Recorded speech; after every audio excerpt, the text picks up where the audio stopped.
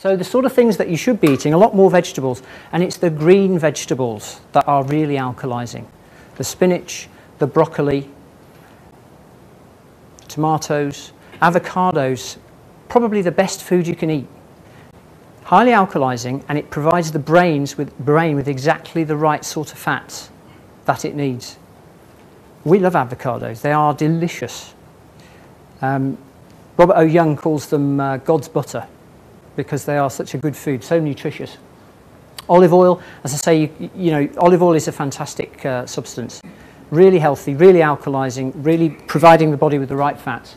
And most kinds of fruit, actually, as long as you don't overdo it. Now, I'm going to tell you about the rule with fruit. You should eat fruit basically on its own. You shouldn't combine it with other foods. The reason is you can digest fruit in 30 minutes.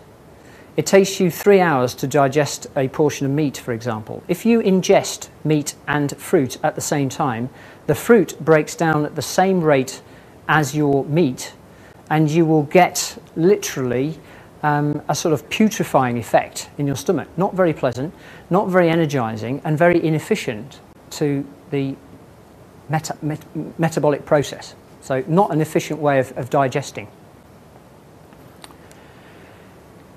Key step 3. My ebook goes into detail on each of these points, but we talked about green vegetables, so you need to be eating more spinach, more broccoli, more avocados, more tomatoes, more cucumber, more celery. You need to be eating more of these substances. We talked about water already. Sorry, can I just ask you, are you advocating juicing? Yes, I am advocating juicing. Mark is a big fan of juicing, as am I, particularly vegetable juicing and greens juicing. Mark drinks a vegetable juice every morning with avocado, celery, cucumber, spinach, and 3 apples. Sounds delicious. Really great way to start the day. Very, very energizing. Very, very healthy from an alkalizing point of view. What were the ingredients, Mark? Mark will share the ingredients later on because it's a good one. It's a good recipe. So juicing is great as long as you're putting the right things in the juicer. You need to cut down or eliminate processed food. Who eats ready meals? Come on, be honest. Okay. Occasionally. Who eats canned foods? Okay, a few more.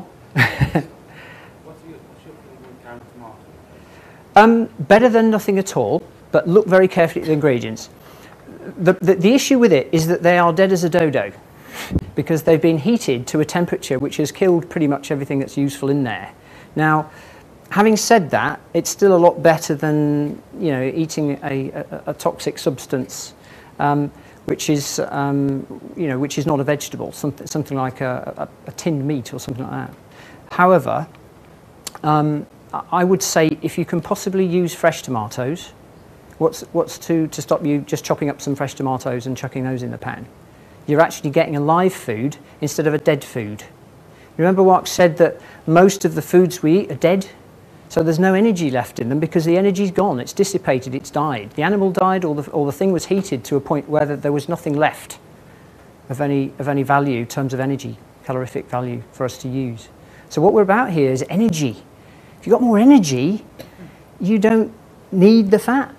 The fat starts to go, it starts to metabolize away. But more importantly, if you cut down on the processed foods, instead of your body having to concentrate on removing toxicity, it can start to concentrate on removing fat. Most of us are having to spend most of our time worrying about how to eliminate the toxic substances that we're putting into our bodies day in, day out. That's highly, highly exhausting, and it's also very unhealthy. If you begin to reduce the toxic substances that you ingest through reducing the amount of processed food you eat, cutting down on sugars, cutting down on additives, anything that's got an E number associated with it is an additive, and unhealthy and unhelpful, then your body doesn't have to concentrate on removing that toxicity. The question is there possibly more toxin in non-organic? Possibly, because if they've been sprayed with something toxic, then you're getting that toxicity. Could they possibly potentially be adding more toxins to our diet from those other foods? There is a risk of that, but I would say that that's becoming a bit obsessive if we're not careful. Really, yeah, I wouldn't worry too much about it. You know, if we can afford to eat organic fruits and veg, brilliant, but they are significantly more expensive. You are better off eating non-organic fruit and veg than you are toxic foods and too much meat, in my humble opinion. And green foods. Good fats. So we talked about good fats, monounsaturates, polyunsaturates, olive oil, avocado, hemp oil, flax oil. These are the good fats that you need to be ingesting. Not the fats that are solid at room temperature, so the animal fats, the vegetable fats. Now, in making curries, you will very often be using unhealthy fats. Can I offer you some advice? Could you substitute olive oil for any other oil you use in your curries? Could you do that? You're already doing it. Fantastic. Good start. It will really help. Okay. What about coconut oil? Coconut oil is good? Solid. Yeah, it's fine. Coconut oil is okay. Coconut oil is all right in moderation. But as you say, it can move solid, but it's probably the exception to the rule.